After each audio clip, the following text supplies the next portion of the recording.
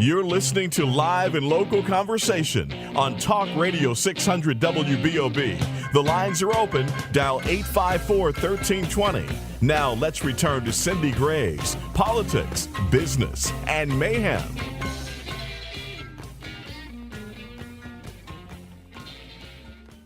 Hi, welcome back to the Cindy Graves Show. I'm so excited. We're going to move from state politics to local politics and the hotly contested Mandarin and Southside school board race. And we're here with Coree Cuff.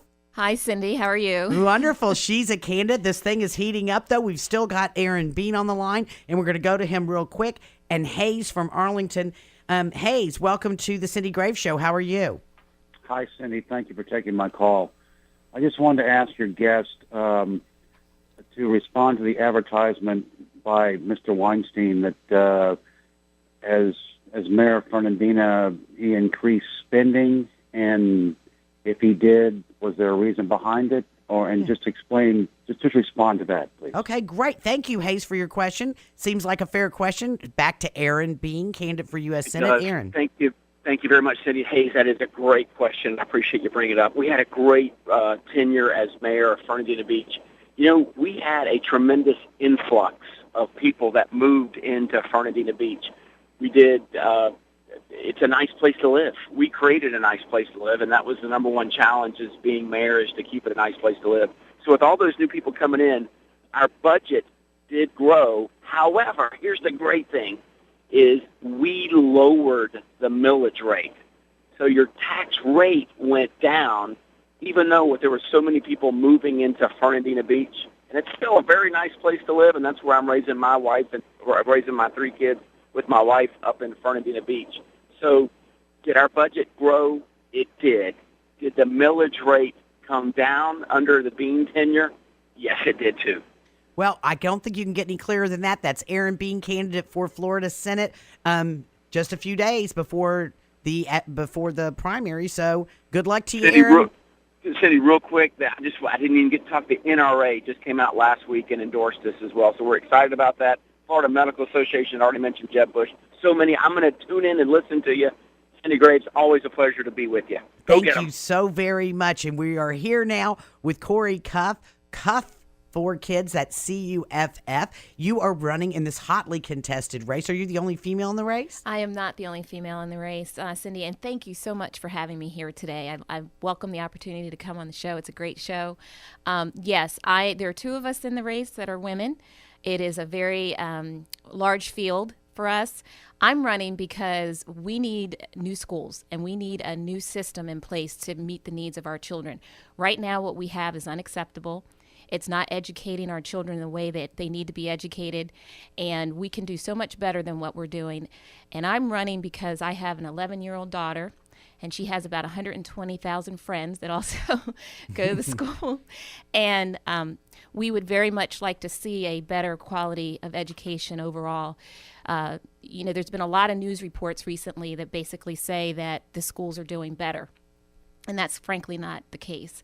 The overall grade for Duval County Public Schools went from a B to a C this last round of testing, and that's just the wrong direction. Our children should have a better future. Our community should have a better future, and without a solid public education system, that's not possible. What are some of the things that we can do if you're elected? I'm on here today with Coree Cuff. She is a candidate for school board in the Mandarin and Southside area. There's 6 or 7 people in this race? There's about 6 of us in the race currently, Cindy. And so what would Coree Cuff do? Well, one of the things I want to do, first of all, is I want to make sure that we're as fiscally transparent as possible with our dollars. You know, we get a lot of tax revenue from the local community here, and we need to be responsible and fiscally conservative with the use of our funding. The other thing I'd like to do is I'd like to see more innovation in the classrooms. Right now, we're teaching from the 19th century, basically the same way we did then.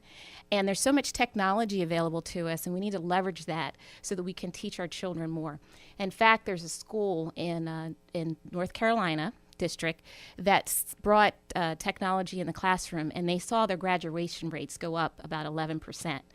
They brought laptops in from the 4th graders on up to the seniors, and in about 3 years they saw their graduation rates turn around. So that is possible for us here in Duval County as well. Well, I mean, just as a regular person, I mean, how much do you write longhand? Everybody, and especially these young people, are technologically advanced. And when we talk about children that are less advantaged, they certainly, if their family can't afford but one computer or no computer at all in the home, they need to learn these things. But is there funding available for this? What do we spend $10,000 a head on when you can send your child to private school for a lot less than that? Yeah, it's a good question, Cindy, and a very good pushback. The good news is that there are resources out there to pay for these kinds of programs. The question really is, are we using our operating dollars here in the district as efficiently as we can? And I believe that's not the case. I'll give you an example. I sit on a board of a private school here in town, Discovery Montessori School.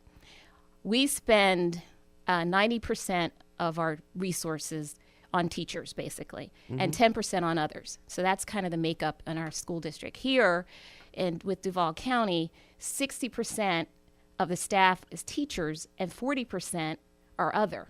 And at some point, 40% is unacceptable.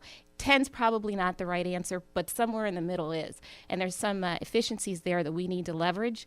And if we get that right, we'll be able to fund these programs. Well, we certainly do appreciate you running. Now, we'd love to talk to Blake, and we'd also love to talk to Brian if they would like to call back. I'm sorry we couldn't get to you in the earlier segments, but we'd love to talk to you before we hang up, or call back tomorrow, or Facebook us, especially Brian, because I'd love to talk to you about bees. As you can see, Corey, I'm like broken out in my bee sting. But you have also come out and you've been talking about the role of the superintendent and how we find this person. Yeah, I'm really disappointed. Yesterday was the deadline for the applicants for the superintendent job. The unemployment rate is what it is, and we have the highest unemployment rate in the country, in the state, and we only got 11 applicants for the superintendent job. Now, of course, everybody that's in the unemployment ranks wouldn't be necessarily a fit for the job, obviously, but it does seem in a school district this big with that kind of salary that you'd have gotten even some employed people that might like to switch. I mean, exactly. Because the superintendent, how much does the superintendent make? He makes make? well over about $300,000. So, Roger, you're a parent in this. Roger, our producer, is a parent in this school district. Now, does that surprise you that you make over $300,000 as the superintendent of schools? It's almost as much as the president used to. The president makes $400,000, so it's a nice little chunk of change here, and the cost of living is probably cheaper than in Washington, D.C. Well, probably. Yeah. But it is kind of surprising. My assumption is there's a huge political aspect to the job that some applicants would probably rather not deal with. Well, do you have any questions for Corey as far as what you'd like to see in the Duval school system as a parent, Roger? I'm having to drive my daughter to her magnet school every morning, which has been an issue for us personally. Of course, you do what you have to do for your kids, but that would be a concern. Obviously. And that's because of the cut in transportation. Exactly.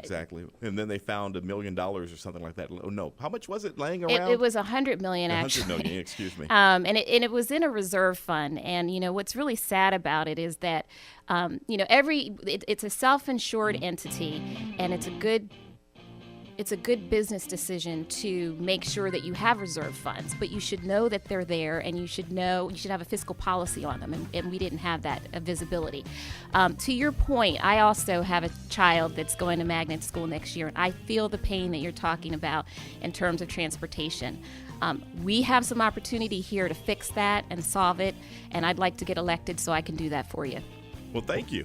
Well, we sure do appreciate you. Now, how do people get in touch with you, Corey? Okay, if they'd like to visit my website at www.cuffforkids.com. That's FF, like a shirt sleeve cuff, the number 4.com. Thank you so much for having me, Cindy. You're welcome. Thank you for being here. We hope you'll all join us tomorrow. We have another big show. We're going to talk women and Obamacare, and we also have Congressman John Mica coming on to talk transportation, and it'll be all on here tomorrow. Talk Radio 600 WBOB, The Cindy Graves Show. For more great interviews like this, make sure to tune into The Cindy Graves Show every weekday at noon on Talk Radio 600 WBOB.